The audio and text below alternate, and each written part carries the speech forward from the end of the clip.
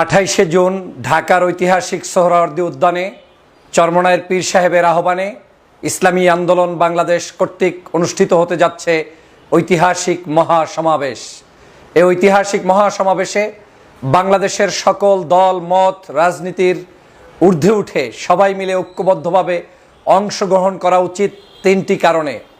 এর অন্যতম কারণ হচ্ছে বাংলাদেশের 5ই আগস্টের পরে এই স্বাধীন নতুন বাংলাদেশে এখন পর্যন্ত সেই খুনি শেখ হাসিনা সহ আওয়ামী লীগের সেই সকল লুটেরাদের বিচার এখন পর্যন্ত সম্পন্ন হয়নি।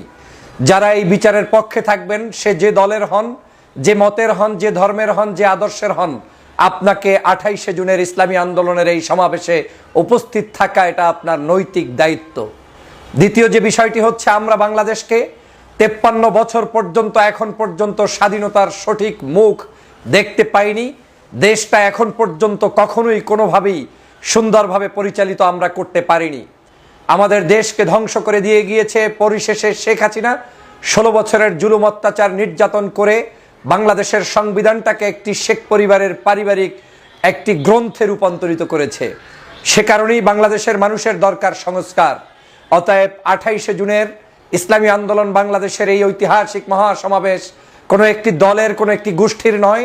আপনি যদি বাংলাদেশের সংস্কার চান, বাংলাদেশের রাজনীতি, সমাজনীতি, অর্থনীতি, ধর্মীয় মূল্যবোধ, সামাজিক মূল্যবোধ, শিক্ষা ব্যবস্থা সহ সামগ্রিক দৃষ্টিভঙ্গিতে যদি আপনি সংস্কার চান, তাহলে আপনাকে অবশ্যই 28শে জুনের মহাসমাবেশে উপস্থিত থাকতে হবে এবং নৈতিকভাবে সমর্থন জানাতেই হবে।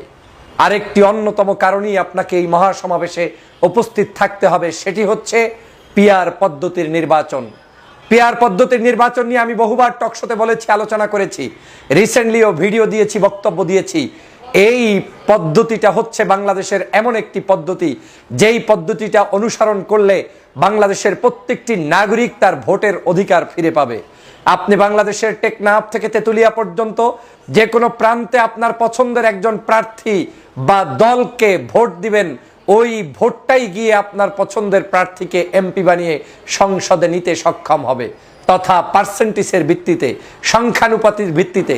আপনি যদি সারা বাংলাদেশেও 3% ভোটও পান, তাহলে এই সংসদেই, বিদ্যমান সংসদে আপনার 300 আসনের বিপরীতে 9টি সিট আপনার দলের লোকেরা পায়। বাংলাদেশের ডান হোক, বাম হোক, ইসলামিক হোক, অন ইসলামিক হোক, প্রত্যেকটি নাগরিকের বৈষম্যহীন বাংলাদেশ গঠন করতে এই পিআর পদ্ধতির বিকল্প কিছুই নেই।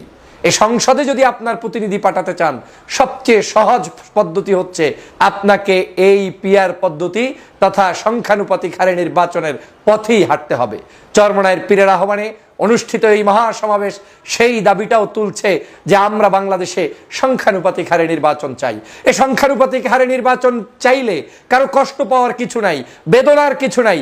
যে সর্ববৃহৎ দল সে সর্বোচ্চ আসন পাবে, যে সর্বক্ষুদ্র দল সে সর্বক্ষুদ্র আসন পাবে, কিন্তু আসন নিশ্চিত হবে এবং বাংলাদেশের সংসদটি একটি দেশপ্রেমিক, শিক্ষিত, ভদ্র, সজ্জন মানুষদের দ্বারা স্বাধীন বাংলাদেশ গঠন করা সম্ভব হবে। এই সংসদ হবে একটি জাতীয় সরকারের মতো সরকার, যেই সংসদে সমগ্র দল মত নির্বিশেষে সমগ্র জাতিগোষ্ঠীর মানুষরা অনুপ্রবেশ করতে পারবে। সেই ধরনের একটি পদ্ধতি হচ্ছে পিআর পদ্ধতি। অতএব আমাদের এই তিনটি দাবির পক্ষে যারা ঐক্যমত পোষণ করেন, আপনি যে দল করেন, যে আদর্শ করেন, যে মতের হন না কেন, আসুন 28শে জুনের চরমনায়ের পীরের ইসলামী আন্দোলন বাংলাদেশের আহ্বানের এই সমাবেশকে সফল করি। আসুন বিএনপি, আসুন জামাত ইসলাম, আসুন বাংলাদেশের অন্য সকল রাজনৈতিক দল, হেফাজতে ইসলাম, খেলাফত মজলিস সহ ডানপন্থী, বামপন্থী, ছোট হোক বড় হোক, যেহেতু দাবি তিনটি হচ্ছে দেশের দাবি, জনতার দাবি, এই দাবিকে সফল করতে 28শে জুন সোহরাওয়ার্দী উদ্যানে আপনিও অংশগ্রহণ করুন। সবাইকে ধন্যবাদ।